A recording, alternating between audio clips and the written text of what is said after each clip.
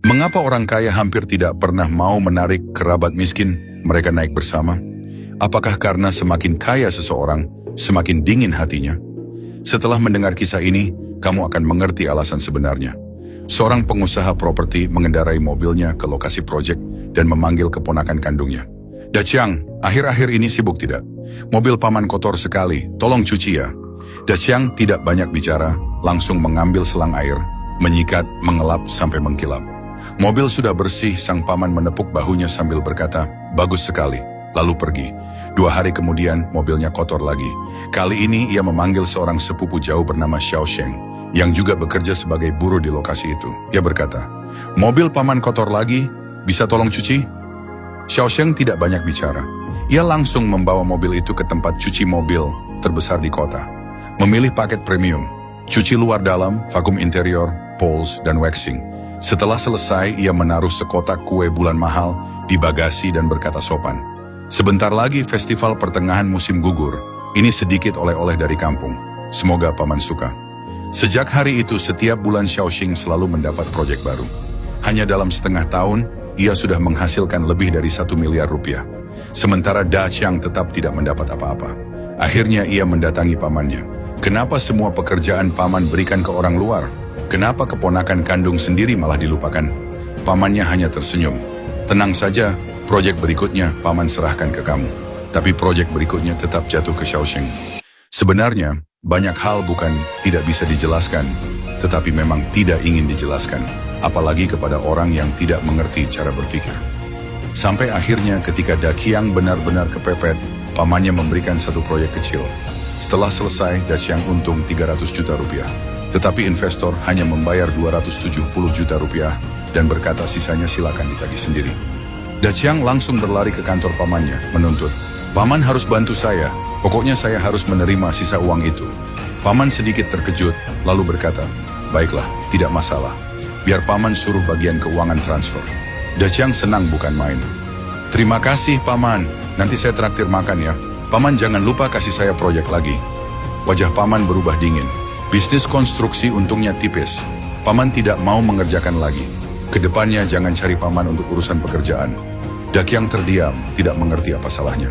Jika kamu juga belum mengerti, kisah berikut akan membuatmu sadar. Seorang wanita baru saja menjual mobil sport dan menerima bonus 200 juta rupiah.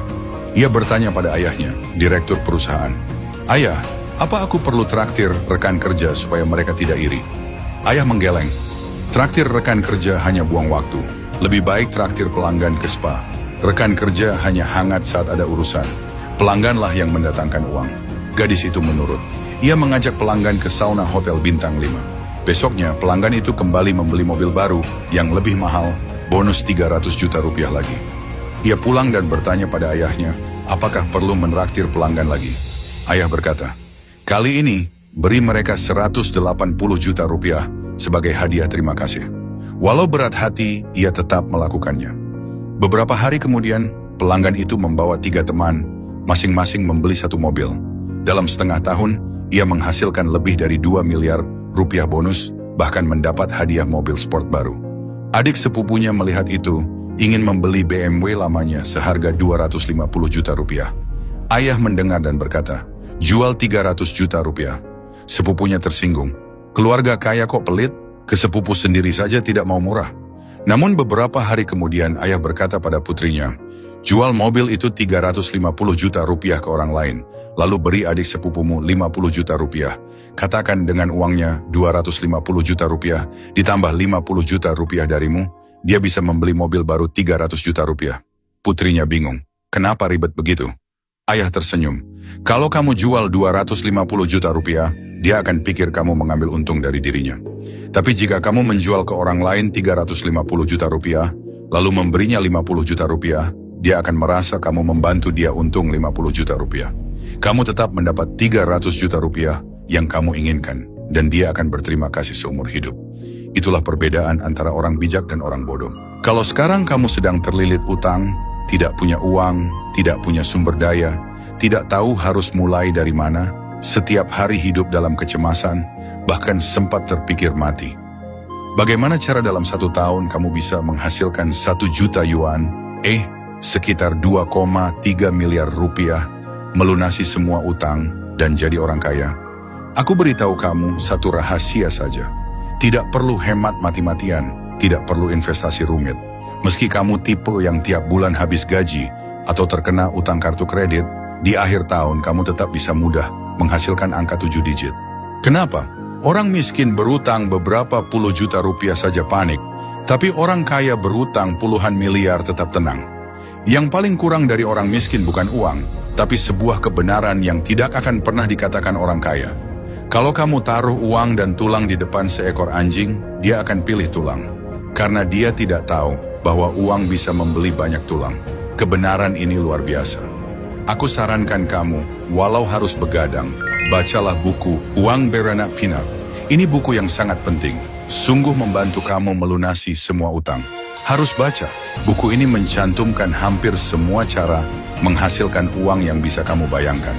Ia memegang tanganmu, membimbing selangkah demi selangkah agar kamu mendapatkan 2,3 miliar rupiah pertamamu. Kamu akan sadar, ternyata mencari uang itu semudah bernapas. Buku ini membantumu dalam waktu sangat singkat mendapatkan modal pertama dan menuju kebebasan finansial. Saat selesai membaca, kamu akan belajar ratusan cara mencari uang. Dan kamu akan berkeringat dingin karena sadar betapa banyak kesempatan kaya yang sudah kamu lewatkan. Kalau kamu ingin menangkap peluang, mengubah hidup, maka inilah buku yang wajib ada dalam perjalanan membalikan nasibmu. Ini adalah buku mencari uang dan menjadi kaya paling efektif yang pernah kulihat. Setelah membaca, kamu akan paham bahwa mencari uang, menjadi kaya, sepenuhnya bisa ditiru dengan proses yang jelas. Buku ini akan meningkatkan pola pikir finansialmu, memperluas wawasanmu, dan menebalkan dompetmu. Cukup ikuti langkah demi langkah di dalam buku, kamu akan dengan mudah menghasilkan banyak uang. Baik kamu berusia 20, 30, 40, atau 50 tahun, kalau ingin menghasilkan uang, belilah buku ini, dan bacalah dengan sungguh-sungguh. Metode mencari uang di dalamnya benar-benar bisa membuatmu menjadi orang kaya.